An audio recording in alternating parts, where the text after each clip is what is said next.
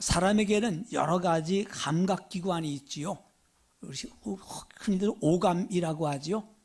5가지 감각기관이 있는데 그 중에도 가장 신기하게 생긴 감각기관이 역시 눈인 것 같아요. 사물에 대한 인식의 87%는 눈을 통해서 이루어진다. 이렇게 연구 보고가 나오고 있습니다. 사람의 눈에는 약 1억 개의 세포가 있는데 이걸 통해서 사람들은 사물을 인식한다는 거지요. 근데 문제는 뭐냐? 그 눈을 가지고 무엇을 보느냐 하는 것입니다. 다 보이는 게 아니더라고요. 그냥 스쳐 지나가는 게 있고 눈에 들어오는 게 있어요. 뭐가 눈에 들어오느냐? 관심 있는 것이 눈에 들어옵니다. 그래서 옛날 어른들이 개 눈에는 뭐만 보인다? 그런 말 있잖아요. 그렇죠? 그래서 혹시 미장원 하시는 분들은 뭐가 보일까요? 예, 교회 온 사람들 머리만 봐요. 어이, 포마했네, 염색했네. 이게 얼른 보여요. 다른 사람은 그게 안 보여요. 그러면 구두를 만드는 사람은 머리가 보이는 게 아니라 발이 보인다고요. 신발 바꿨네? 이런 것이 눈에 보이더라 그 말입니다. 목사 눈에는 뭐가 보일까요? 어디 좋은 건물 있으면 여기다 교회하면 좋겠다 이런 생각만 들어요. 종로가의 로웰 의원을 제가 3개월에 한 번씩 가는데 그 옆에 건물 하나가 1층 건물이 2년째 빈 건물이에요.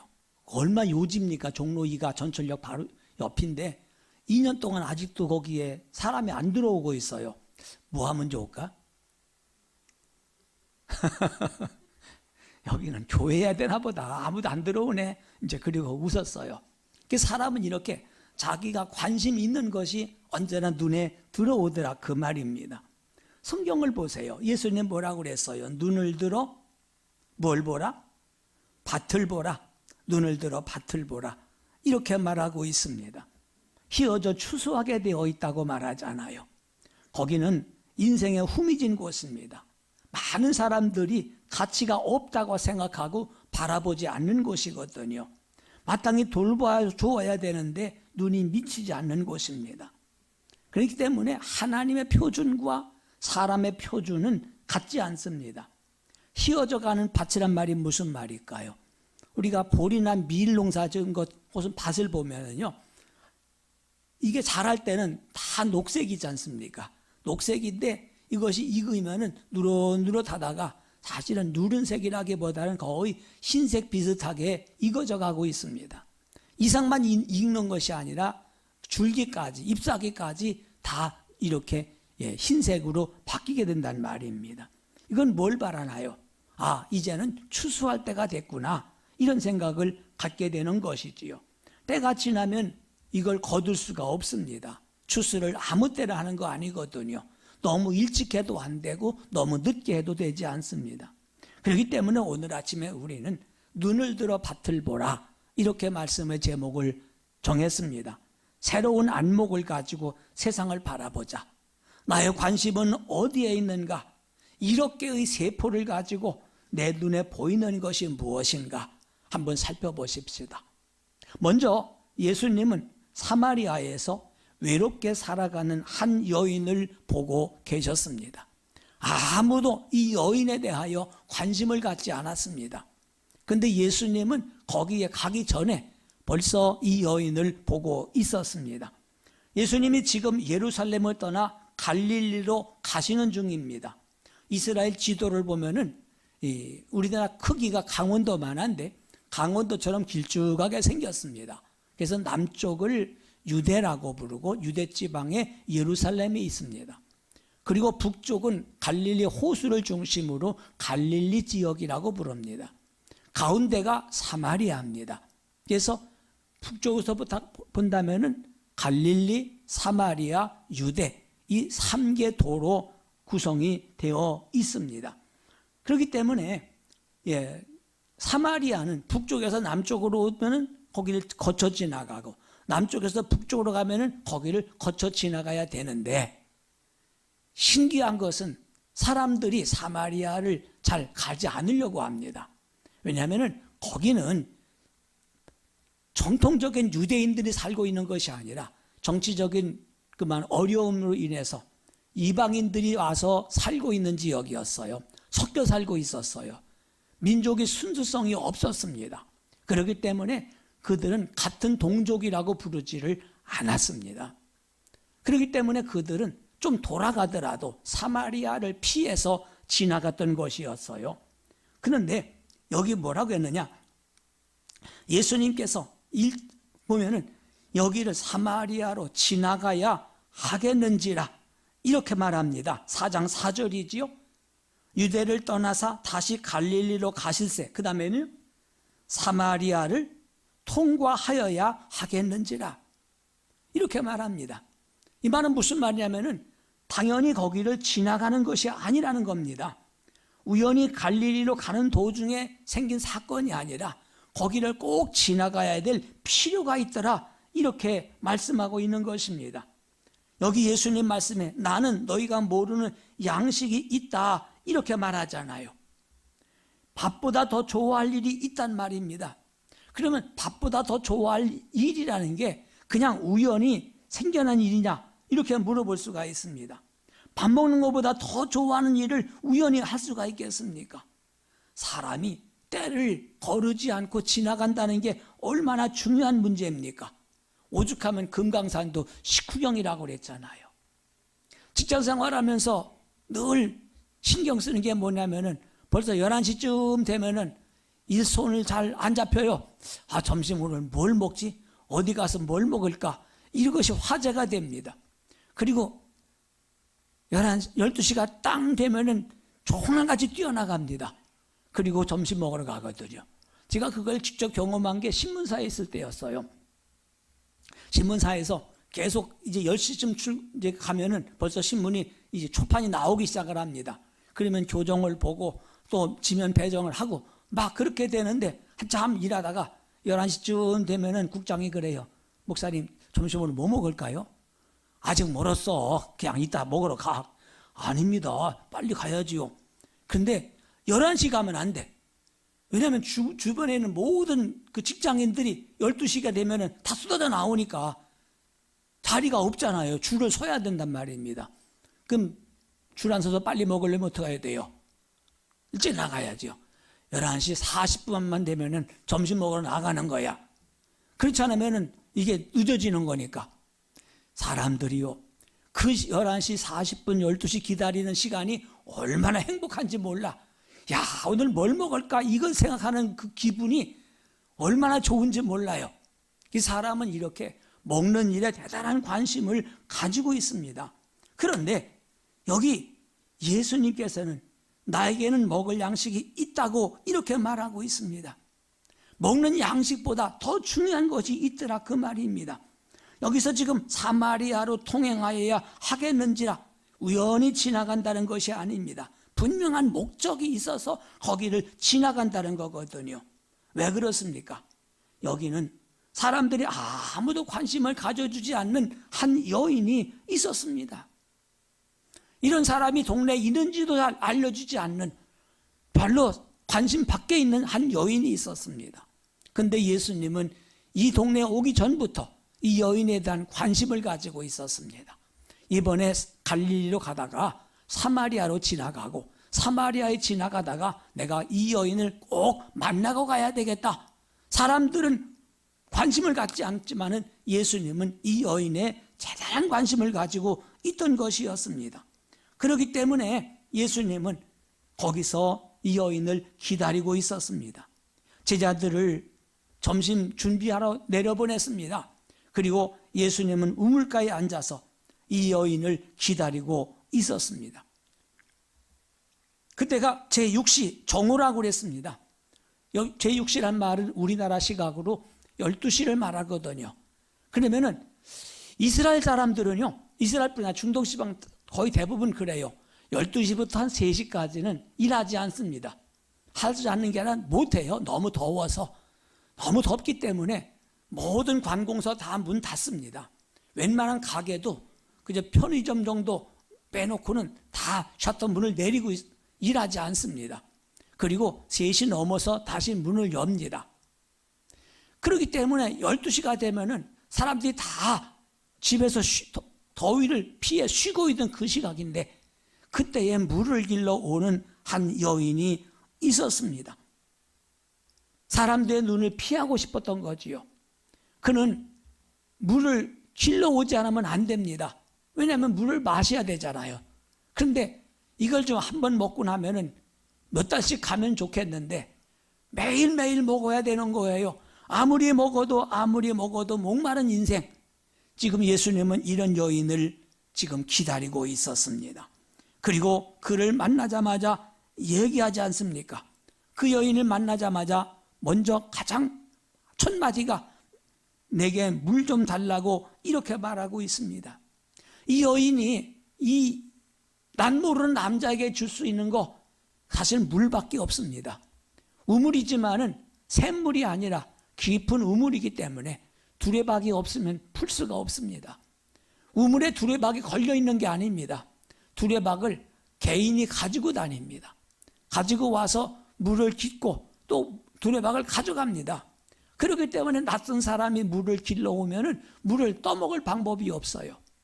근데 이 여인은 지금 물 길러 왔기 때문에 두레박을 가지고 왔잖아요. 물 좀 달라. 이 여인이 예수님에게 줄 수 있는 것은 이거 하나밖에 없습니다. 그런데 그가 물어보잖아요. 왜 날 보고 물을 달라고 합니까? 하고 물어봅니다. 왜요? 유대인들은 사마리아 사람과는 상종하지 않습니다. 말을 걸지 않습니다. 상대방에 물어보면 대꾸를 할지 모르지만 먼저 말 걸지 않습니다. 이와 같이 사마리아 사람들을 무시했거든요. 그런데 예수님은 이 여인에게 먼저 다가가서 내게 물 좀 달라고 이렇게 말씀하십니다. 왜 이렇게 말씀하십니까? 이 여인이 물을 주지 않으면 목말라 죽게 생겼나요? 그건 아닙니다. 이 여인에게 무엇인가를 지금 요구하고 있습니다.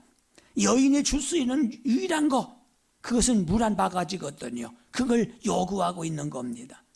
기억나시나요? 하나님은 엘리야를 그리시네가에서 이제 사르밧으로 보냅니다.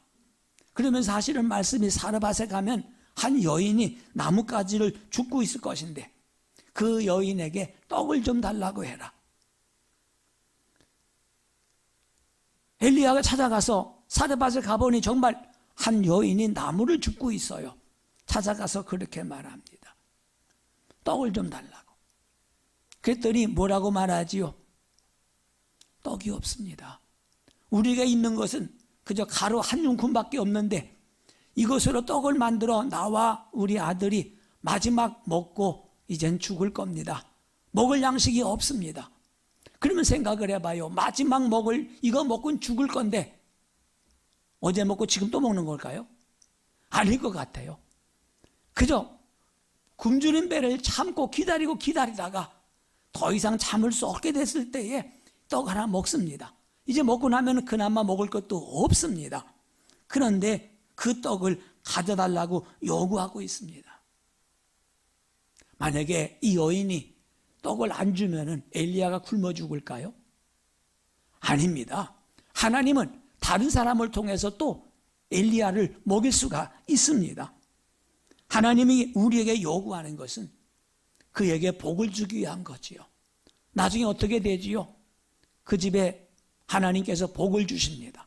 그래서 그릇에 가루가 떨어지지 않고 기름이 떨어지지 않고 계속 먹을 수 있는 길을 열어주시거든요. 결국 엘리야를 그 가난한 과부에게 보내서 떡을 달라고 하는 것은 그에게 복을 주기 위한 하나님의 방법이었습니다. 하나님은 우리의 도움이 필요하신 분이 아닙니다. 우리가 도와주지 않으면 하나님이 복잡하시느냐? 그렇지 않습니다. 내가 헌금을 하지 않으면 하나님이 가난해지기 때문에 우리가 헌금하는 거 아니잖아요.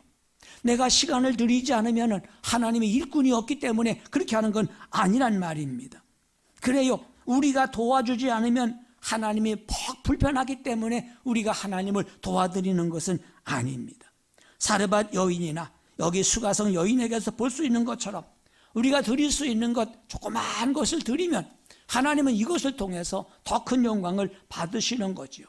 다만 우리에게 요구하는 건 무엇 때문이냐? 주님의 관심을 보여주고 있는 것입니다. 주님이 우리를 사랑하시기 때문에 그 사랑을 확인하기 위해서 요구하고 있는 것입니다.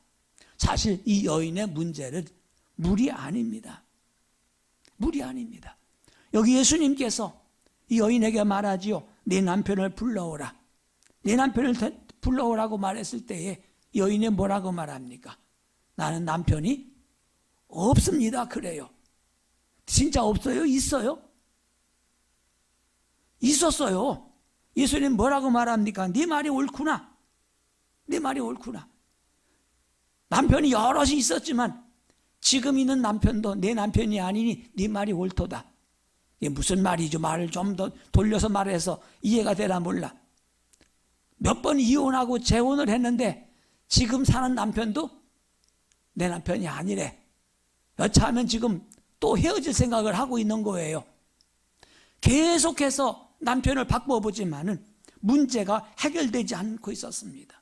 이 여인에게는 해결되지 못하는 인생의 목마름이 있었습니다. 예수님께서는 이것을 알기 때문에 그에게 바른 길을 제공해 주기 위하여 지금 이 여인을 기다리고 있었습니다. 예수님은 이 여인에게 물을 주지 않았습니다. 왜냐하면 인생의 갈급함은 물을 마신다고 해결되는 것이 아니고 바른 신앙에서 해결되는 것이기 때문에 그렇습니다. 너는 나에게 물을 주지만 나도 너에게 줄 물이 있다. 그 물은 영생하도록 솟아나는 샘물이 될 거다. 깜짝 놀라잖아요. 그럼 난 물 안 길러도 되는 겁니까? 그 물 좀 줘주세요. 이렇게 말하지 않습니까? 그렇다고 해서 예수님이 그에게 무슨 다른 물을 줬나요? 아닙니다. 그에게 신앙의 문제를 해결해 주지 않습니까? 그러다 이 여인이 바로 물어보기를 우리가 그러면 어디서 예배해야 됩니까? 하고 신앙의 문제에 대해서 물어보고 있습니다. 그래서 물에서 관심이 자연스럽게 신앙 문제로 돌아가고 있습니다. 무슨 말이냐면은 내가 하나님과의 관계만 바로 맺으면 인생의 모든 문제들은 하나씩 풀려나가게 됩니다. 왜 문제가 풀려나가지 못하고 어려움을 겪고 있습니까? 가장 근본적인 문제, 하나님과 나와의 관계가 바로 맺혀지지 않았기 때문에 아무리 노력하고 수고해도 일이 풀리지가 않고 점점 잘못된 길로 나가고 있다는 것입니다. 그렇기 때문에 예수님은 이 여인을 찾아오신 것입니다. 다른 사람들의 눈에 보이지 않은 여인의 문제가 예수님의 눈에는 보이고 있었습니다. 그렇기 때문에 예수님은 이 여인에게 내게는 네가 알지 못하는 먹을 양식이 있다고 말씀하거든요. 예수님이 사마리아 여인에게 생명의 복음을 전할 때에 음식을 구하러 동네 내려갔던 제자들이 올라왔잖아요. 그때에 그들은 예수님이 한 여자와 이야기하는 걸 보고 놀랐어요. 왜냐하면요, 랍비들은 길거리에서 여인과 이야기를 하지 말아야 된다는 규칙이 있었습니다. 심지어 길에서는 자기 아내와도 이야기하지 않았습니다. 할 말이 있으면 집에 가서 했어요. 게다가 여기는 사마리아 아닙니까? 그들이 싫어하는 사마리아인데 사마리아 여인과 이야기하고 있다? 이거는 제자들에게 도무지 이해될 수 없는 것입니다. 그렇기 때문에 이 예수님 만났던 이 여인이 물동이를 내버려두고 동네 뛰어갔을 때에 제자들은 동네에서 구해온 음식을 내놓으면서 점심 드시라고 말하잖아요. 그때에 뭐라고 말합니까? 예수님 하신 말씀이 나는 너희에게 알지 못하는 먹을 양식이 있느니라. 깜짝 놀랐어요. 우리가 얼마나 어렵게 나가서 양식을 구해왔는데 벌써 가지고 계시다는 거예요. 뭐야? 그럼 아까 그 여자가 죽고 갔나? 이렇게 그들은 생각하고 있는 것입니다. 그때 뭐라고 그랬습니까? 나의 양식은 34절 나를 보내신 이의 뜻을 행하며 그의 일을 온전히 이루는 이것이니라. 이렇게 말합니다. 예수님에게는 하나님의 일을 하는 것이 곧 양식이라고 그랬습니다. 아까 말한 사람은 누구나 먹는 것이 삶의 중요한 문제입니다. 삶의 최우선이라고 말할 수도 있을 것입니다. 그래서 먹기 위해 산다는 말도 있거든요.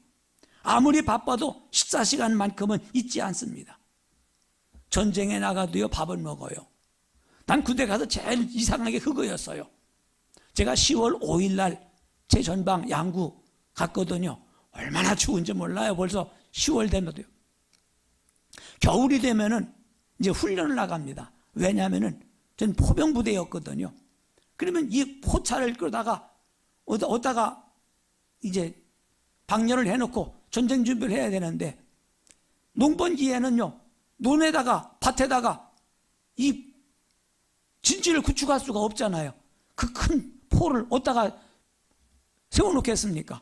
그러니까 가을 추수가 다 끝난 논바닥에 이 포를 방열을 해놓고 전쟁 준비를 연습을 한단 말입니다. 그러니까 보통 12월 중순 넘어서 12월 1월에 혹한기 훈련을 할 수밖에 없어요. 굉장히 추워요. 근데 그 추운데 모든 포가 트럭을 싣고 나가는데 뒤에 따라오는 차가 뭐가 있느냐? 밥차가 따라와요. 그래서 내가 그랬죠. 그때는 막 이제 이등병 때니까 그 고참들 보고, 아니 밥차도 따라와요. 그랬더니, 야 이놈아, 밥 안 먹을래? 난 전쟁할 때는 밥 안 먹는 건 줄 알았어. 아니 막 싸우고 총알 날라오는데 어디서 밥을 먹어요? 그냥 건빵 하나 먹으면 되지. 근데 전쟁을 하루 이틀 하는 거 아니잖아요. 그러니까 그 전쟁터에서도 총알이 날라오는 데서도 뭐는 해야 돼요? 취사병이 밥은 해야 되고, 싸우다가도 밥은 먹어야 되더라고요. 그러니까 이 밥 먹는 게 얼마나 중요한지 몰라요. 그렇기 때문에 예수님께서는 내가 밥 먹는 것도 중요하지만 내게 먹을 양식이 이미 있다, 이렇게 말하고 있습니다.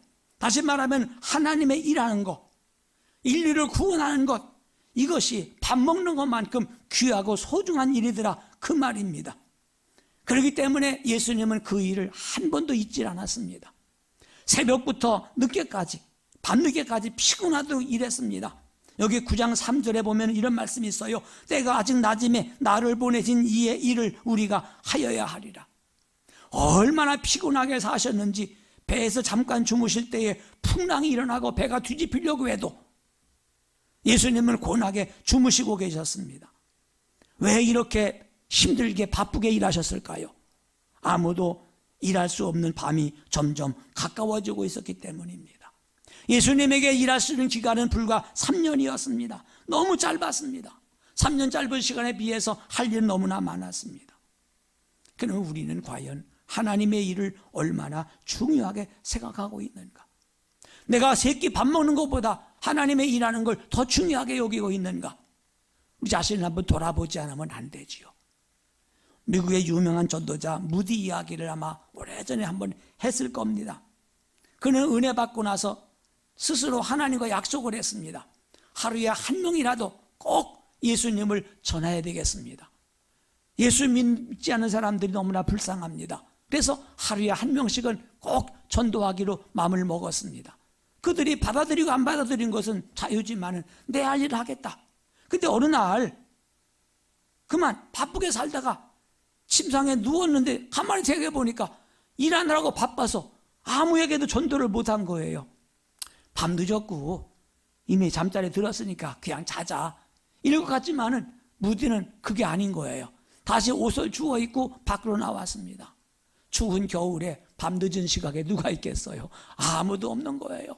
근데 어느 집 문 앞에서 놀고 있는 한 아이가 있는 거예요. 아, 다 잘됐다 싶어서 막 뛰어갔어요. 막 뛰어가서 야야 하고 부르니까 이 아이가 놀래서 누군지도 모르는 사람이 쫓아오니까 밤중에 후닥닥 방으로 집으로 들어가 버렸습니다. 밥 줬던 개가 지붕 쳐다본다는 말이 있잖아요. 그냥 바라보고 말까요? 아니야, 미처 문을 못 닫고 들어갔어요. 그러니까 그 집으로 뛰어 들어갔습니다. 현관에서 방으로 갔더니 2층 아이 방으로 들어가는 거예요. 거기까지 쫓아갔습니다. 갔더니 이 아이가 놀래서 집에까지 쫓아오니까요, 침대 밑으로 들어가 버렸습니다. 그때 무디 선생이 침대 밑에 있는 아이를 불러내면서 얘야 무섭지? 그래서 뭐라고 했을까요? 훌쩍거리면서 얘 무서워요 그러는 거예요. 무디 선생이 하는 말이 얘야 지옥은 이거보다 더 무섭단다. 이게 무서운 게 아니야. 지옥이 무서운 거야. 그러니 너도 예수 믿어야 돼. 이래서 이 아이를 전도하고 집으로 돌아왔다는 그런 일화가 전해지고 있습니다. 예수님에게 한 사람을 전도하고 한 사람을 예수 믿게 하는 것이, 신앙 안에 돌아오게 하는 것이 얼마나 귀한 일이었는가를 우리는 이해할 수가 있습니다. 간단하게 예수님은 우리에게 말씀하셨어요. 눈을 들어 밭을 보라. 희어져 추수할 때가 되었도다. 농사를 지어보신 분들은 압니다. 곡식은 추수 때를 잘 맞춰 거둬들여야 됩니다. 추수할 시기를 놓치면 지금까지 애써서 가꾼 모든 농사가 숲으로 돌아가 버리고 맙니다. 콩이나 녹두 같은 걸 보세요. 제때 거두지 못하면 다 톡톡톡 튀어나가 버려요. 그래서 녹두가 튀어나가는 걸 참 많이 봤어요. 그러면 녹두 그 꼬투리 안에 있는 알맹이들은 다 떨어져 버려요. 그리고 꼬투리만 배배 틀어져 버리고 마는데 녹두가 얼마나 커요? 그 작은 알맹이가 땅에 떨어지면 잘 보이지가 않아요. 그렇기 때문에 이 녹색 꼬투리가 검은색이 되기 전에, 검은색이 되려고 그러면 태워지기 전에 빨리 추수하지 않으면 안 되는 거예요. 아무리 바쁘다고 해도 시기를 놓치면 안 되더라, 그 말입니다. 그래서 전도자가 말했어요. 천하범사 때가 있고 목적이 이룰 때가 있다고 그랬습니다. 심을 때가 있고 추수할 때가 있습니다. 마찬가지입니다. 복음의 씨를 뿌릴 때가 있는가 하면 그 열매를 거둘 때가 있는 것입니다. 여기 사람들은 아직 추수할 때가 멀었다고 말하는데 주님의 눈에는 추수할 때가 이미 되어서 낫을 기다리고 있는 곡식들이 많이 보였습니다. 사람들은 인류 역사가 천년 만년 계속 갈 걸로 보였지만 신앙의 눈에는 주님이 약속하신 그날이 그렇게 많지 멀리 남은 것이 아닌 것을 발견하게 되는 것이 아니겠습니까? 하나님은 지난 2000년 동안 많은 사람들을 불러서 씨를 뿌리게 했습니다. 인생의 마지막을 살고 있는 우리들은 그들이 뿌린 씨의 열매를 거두어야 될 사명과 책임이 있습니다. 36절에 그랬습니다. 거두는 자가 이미 삭도 받고 영생에 이르는 열매를 모은다고 이렇게 말하고 있습니다. 이미 우리는 삭을 받았습니다. 삭을 받았는데 선불을 받은 사람이잖아요. 우리가 건강을 받았습니다. 물질도 받았습니다. 우리가 많은 것을 복을 받았는데 이것은 주의 일 하라고 선불 주신 거예요. 선불을 받은 우리들이 그 일을 하지 않으면 직무유기가 되고 마는 거거든요. 그래요. 하나님께서 우리에게 건강을 주신 이유가 있습니다. 우리에게 물질을 주신 이유가 있습니다. 우리에게 시간을 주신 이유가 있습니다. 우리에게 재능을 주신 이유가 있습니다. 이 모든 것들이 하나님으로부터 선불을 받은 거거든요. 그런데 선불 받고 나서 일을 하지 않고 다른 일에 분주하게 살아가고 있다면 주님으로부터 책망을 피할 수 없을 것입니다. 알렉산더 더프 박사가 영국 스코틀랜드 목사입니다. 오랫동안 인도에 가서 선교 활동을 하다가 늙고 나이가 많아서 이제 고국으로 돌아옵니다. 늙어서 그래도 본국에서 뼈를 묻기 위해서 돌아왔습니다. 평생을 선교 사역하다 돌아온 그를 환영한 환영식장에서 그는 내 대신 인도에 가서 복음을 전할 선교사가 필요하다고 이야기를 했습니다. 근데 그 설교를 들은 사람 가운데 더프 박사님 제가 가겠습니다 말하는 사람이 아무도 없었습니다. 그는 설교하다가 그만 기절해버리고 말았습니다. 왜? 함께 가겠다는 사람이 아무도 없었기 때문입니다. 의사의 치료로 깨어난 후에 자기 이야기가 아직 끝나지 않았으니 자기를 좀 다시 단상에 내보내달라고 부탁을 합니다. 그때에 그는 단상에서 백발이 성성한 흰머리를 숙이면서 이렇게 말을 했습니다. 빅토리아 여왕이 지원병을 모집할 때 수없이 많은 사람이 지원했는데 우리 주님께서 선교사를 보내자 할 때는 한 사람도 지원자가 없으니 너무 섭섭합니다. 저는 내 고향인 스코틀랜드에 뼈를 묻으러 왔지만 다시 인도로 돌아가겠습니다. 그리고 스코틀랜드의 마지막 한 사람이 저의 영혼을 위해서 백골을 인도의 겐지스 강변에 묻으러 왔다고 말하겠습니다. 이렇게 말을 했습니다. 그제야 많은 사람들이 인도의 선교하러 가겠다고 자원을 했습니다. 결국 그들은 더프 박사가 심은 것을 추수하러 떠난 일꾼들입니다. 지금 우리들은 이미 하나님으로부터 선물을 받았습니다. 이제까지 2000년 동안 수많은 사람들이 뿌린 씨앗을 우리는 거둘 사람들입니다. 주님은 추수할 일꾼을 찾고 있습니다. 눈을 들어 밭을 보라. 휘어져 추수할 때가 되었다. 우리 주변에 정말 주 앞에 돌아와야 될 사람들이 얼마나 많이 있는데 그들을 그냥 바라보고만 있을 것인가? 우리는 새로운 관점을 가지고 세상을 바라봐야 됩니다. 주님의 안목을 가지고 세상을 바라봐야 됩니다. 우리를 기다리고 있는 사람들이 얼마나 많은지 모릅니다. 그들에게 그리스도를 소개하고 그들을 하나님으로 인도할 책임과 사명이 우리에게 있는 것입니다. 기도하겠습니다. 고마우신 하나님 아버지,